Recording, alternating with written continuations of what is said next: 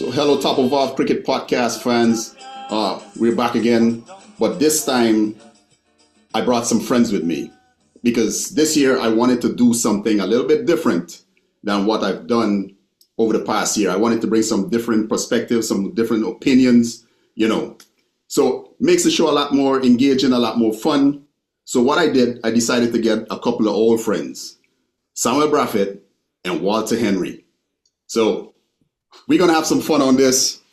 You're gonna trust me. You're gonna love the way how they see West Indies cricket.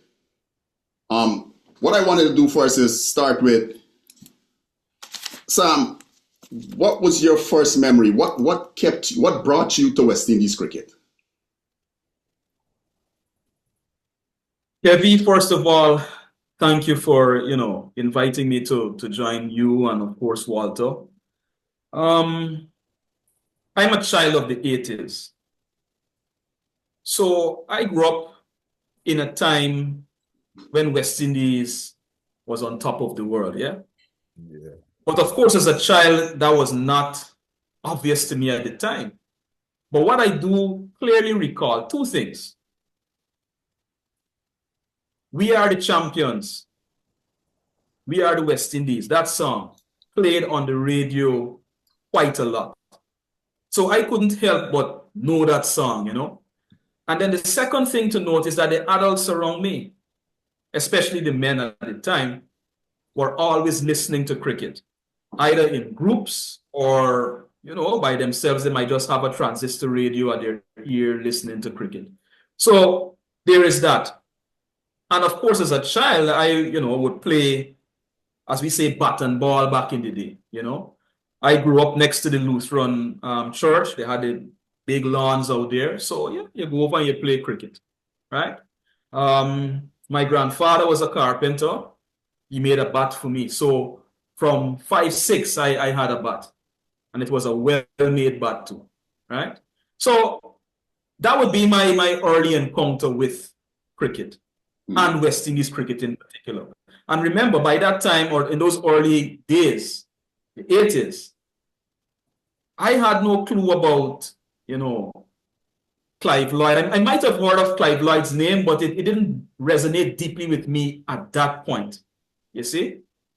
But I'll let Walter jump in and then I'll tell you about my journey into the 90s or what have you. But that's it. Walter? Yeah, Kevin, thanks for inviting us to be part of this process. Like we've always discussed cricket. Like we've been discussing cricket since we're teenagers.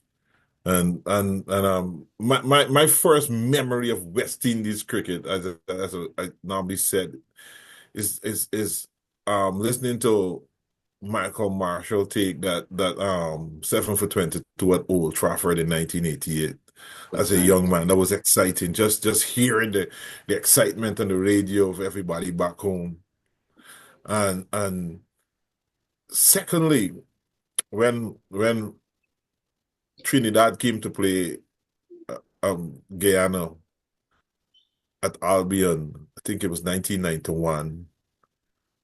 It's 1991, and seeing Ian Bishop bowl at Burman Ground, that was fire. Like I remember seeing like this guy was bowling and he was bowling so fast that I was looking at the ball and when from the ball hit from it moved from his hand, I only saw it after I think it was David Williams.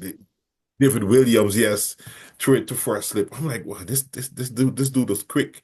I was excitement and it was like back then had like over 100 and something people just to see Trinidad practice at Burma, and it was, as Samuel alluded to, it was just the whole atmosphere at the time. West Indies being the dominant power it was, and we understanding that we're the best. And another point, I remember when we went into multi.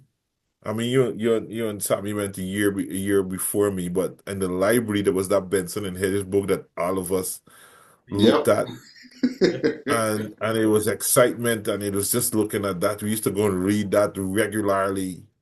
So I mean, cricket is been my life, and like Sammy, I've always. I remember you remember me going to school, my hat twisted and a bat, and every day playing cricket. So yeah, cricket is. I normally say cricket is my first love. Yeah, and West Indies cricket is my love. I tell you what, Yeah. I think I was about 4 years old when that was the Blackwash, right? 19, Mm. 1984, Right. right? And I remember 84, my yep. dad, Yes. yeah, I remember my dad, my father, glued to the radio. Couldn't leave the radio. So naturally, as a little boy, what would you do? Your father there, you there too. And Mm. listening to Clive Lloyd and Viv Richards and just listening to the commentary, the English commentary, you know, and hearing West Indies tear India apart. And from since then, I have been part of West Indies cricket. It's been like part of me. You understand? I remember listening to that same game that Walter referenced there, the 7 for 22, and jumping up in the house every time Malcolm Marshall get a wicket. Yeah. You understand me? Jumping up into the house. West Indies in Pakistan late at night, and my father trying to make sure the transistor radio, and every time the channel start, shh, he trying for calibrate, and it's like 1 o'clock in the morning, and I up with it. You understand? Trying to listen to the game. So the game it runs in my veins. It runs in my veins. And this is Test cricket, guys. This was This is Test Test cricket. cricket. Test You cricket, understand yeah. me? This is Test cricket. And I could never, as Yeah. much as I would watch T20 cricket, you understand me? I've actually put real myself in that regard. But Mm. Test cricket, I don't care if the stands are empty. I don't care how bad West Indies doing. You understand me? I'm watching the game from start to finish. My wife is wrong with me. You will sit down here for 5 days watching West Indies lose. Yeah. Sammy and another friend was another friend, Greg. They were one of 10 people that watched the last Test match played in the Caribbean. So, the Caribbean, Sammy was one of 10 people in in the game as a purist. Yeah, man. Well, that was a special series though because Gregory was here. So it is probably the first game at test match at Sabina. I would have gone into the ground 3 days, Mm. Normally it's probably 2 days the most or something. But yeah, myself and Gregory were there. Didn't end well, but die hard fun, so to speak. I But mean, yeah, just to jump back in and to move to the 90s now. Like I said to you, my early interaction with West Indies cricket, as that I can remember, was again that song from Dave Martins of blessed memory, and of course my own playing of cricket and what have you. I remember the first time I tried to listen to cricket. It might have been West Indies down in Australia, and of course, listening to the radio at night or what have you. And I'll tell you part of my doing that, was this thing of, oh, you grow up now, you're not a 5-year-old or a 4-year-old, right? This is what big people do. This is what adults do, right? That was part of my thinking. But I really got into cricket in the 90s, you see? Mm. And of course, by that time we were able to watch a lot of television because television came to New Amsterdam around what 90s. late 80s into the 90s. Unless you could have afforded a satellite dish, Yeah. right? So the 90s for me was when I really got into cricket now because you can Seeing actually it on watch TV. games. Yeah. The games were on TV, you know. So of course in the 90s, for me, that was the beginning of the end. For other persons, it might be that, oh, they saw the end coming way before that. But for me, it was the beginning of the end around, let's say, 93 going into 94, 95, 96, that point in time. But there were still a lot of moments of joy for me. My favorite cricketer remains Courtney Ambrose. I still have memories of Courtney Ambrose opening the bowling. Mike Otton is at the other end, you know, that rivalry between them. And of course, Walsh is his partner. So in terms of really getting into West Indies cricket, it was really the 90s for me, you know. And of course, as Walter mentioned, the Benson and Hedges book, yes. Of course, the 90s is when we went to New Amsterdam Multilateral. Yeah. And so, yes, I remember looking at the book. I could remember when Courtney Ambrose was Wisden Cricketer of the Year. That tour down to Australia, right? 7 for 1. Famous. There you go, right? I remember, I think he won a wagon or something. You know, in those days when you're the series and what have you, you get You a used to win a car. Yeah. Yeah, man. So I do recall that. I recall, you know, looking at the newspapers and you're looking at the scorecard and that started things. So really it was around the 90s is when I really got into West Indies cricket and the history of it, the Clive Lloyds, the Malcolm Marshalls, the Viv Richards, you name it. That was the time for me. So perfect. It's really perfect timing that you mentioned the decline of West Indies cricket. Like you came in on the back end of the success, right? I remember 1992, I went and I watched a game at Albion, Guyana versus Barbados, right? And you had Neil Barry and Lyndon Joseph and all these guys, and Adrian Griffith and you know, Roland Holder and all these guys. A lot of guys that never truly, when they got a chance at the test level, didn't quite make it, right? And that's one of the things that I wanted us to talk about tonight. Did Cricket West Indies, as you know, gotten older and paid attention to Cricket West Indies over the past almost three and a half or going to 4 decades, did you ever get the feeling that Cricket West Indies had a development plan for West Indies cricket? You know, honestly, no. Well, being honest, with this current president, I think this is the first time I'm actually seeing some like change.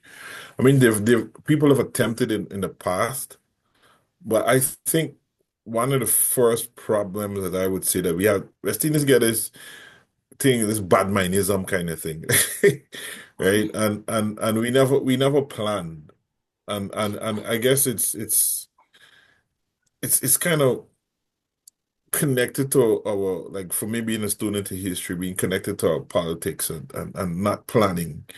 And I'll give you a perfect example. We're from New Amsterdam, but we don't have a proper cricket ground in New Amsterdam. But yet we have Shamar Joseph. We have Sheppy. Mm-hmm. And all of us, like me and you, Kev, we from the same club. Yeah.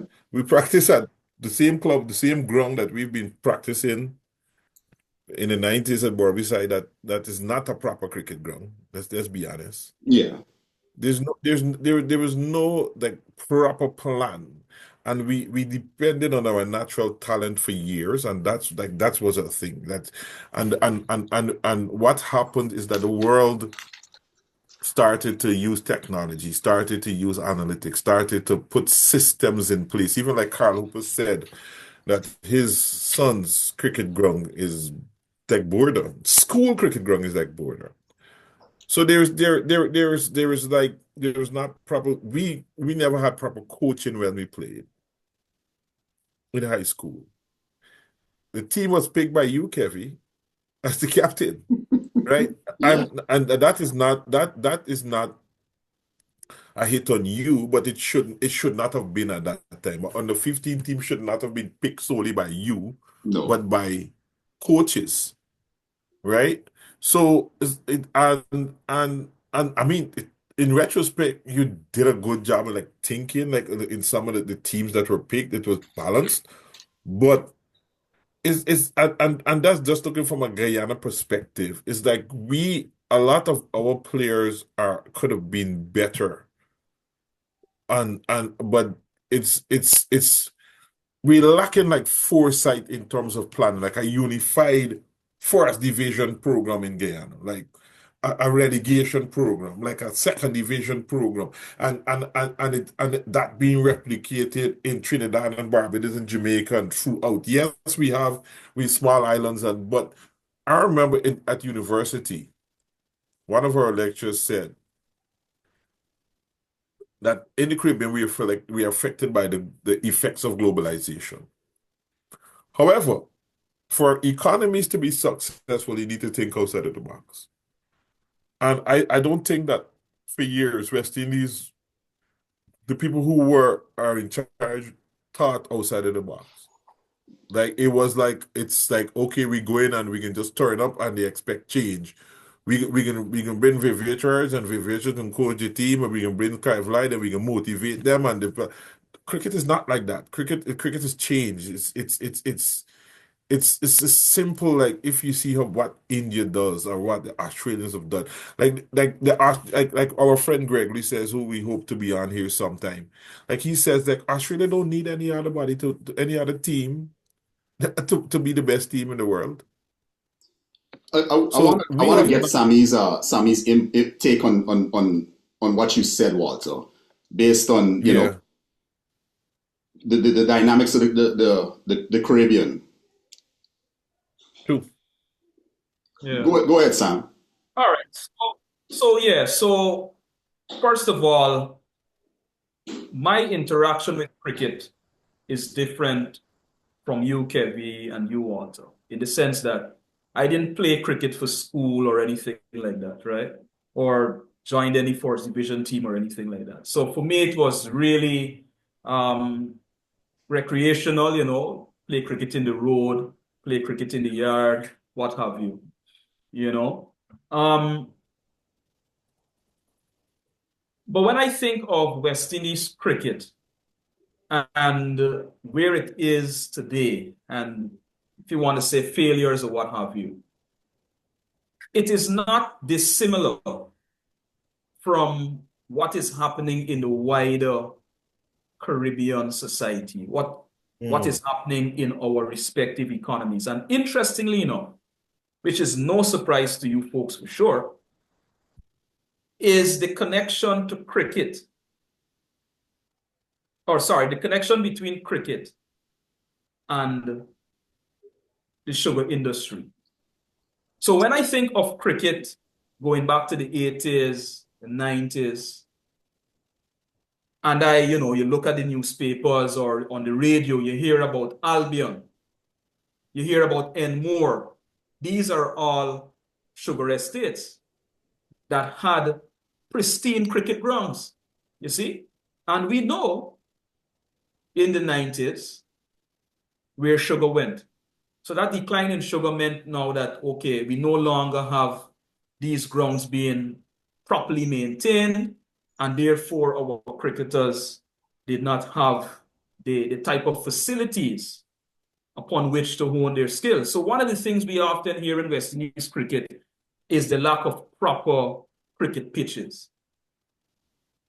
I don't know for sure, but the impression I get is that we have lost that some of that knowledge that was there in terms of, the period when those cricket grounds were managed. And I'm talking here about Guyana. I know in Jamaica too, there's a connection there with sugar, but speaking from the perspective of Guyana, I do think there's a strong connection there with the decline in the sugar industry and, the cricket grounds and cricket facilities and what have you. In terms of Cricket West Indies, I don't want to say that there's never been a plan, right? Or there wasn't good planning per se. And I want to say this within the context of when we think of Australia or England. Remember, Australia and England, these are well-developed societies, you see? And so the level of planning, and not only planning, but execution and resources that goes into their cricket is going to be miles ahead of what we have here in the Caribbean. So I don't like to beat up too much on Cricket West Indies or the guy in the cricket board or what have you, understanding the limitations within which we are operating. And so what we are seeing now, right, in terms of West Indies not performing well, goes back to grassroots cricket, right? Our grassroots structure is not where it should be. And again, I will come back to the sugar industry and the lack of the infrastructure that they provided for our cricketers to go and to play cricket and to learn cricket, right? If we look at Berbice, our home county, you see where cricket is still doing well relative to other spaces like Essequibo. I'm not sure what's going on there now, right? But who's driving it? We look at and forgive me if I'm mispronouncing his name or anything here. Foster, right? Mr. Foster from is it yeah. So there you go. Foster is standing in the gap and doing that service to cricket in Berbice. So and again, I don't know how the facilities work there, whether the Rosal cricket ground is still, decent or what have you, right? And Albion, I'm not sure what is going on in those spaces. But I would imagine that those facilities are still there and we can work with them. But just imagine if those facilities were like they were going back to the 80s and what have you, how many more Hetmeyers you probably would have had, right? So to sum it all up, I don't want to say that we don't have a plan or Cricket West Indies have a strong plan per se, but I think it really comes down to, what is happening at the grassroots level, what is happening in our respective countries in terms of our economies. When things bad, the things that take hit would be the extracurricular things, as we say. Our governments don't have the monies to put into X or Y because there are other competing interests.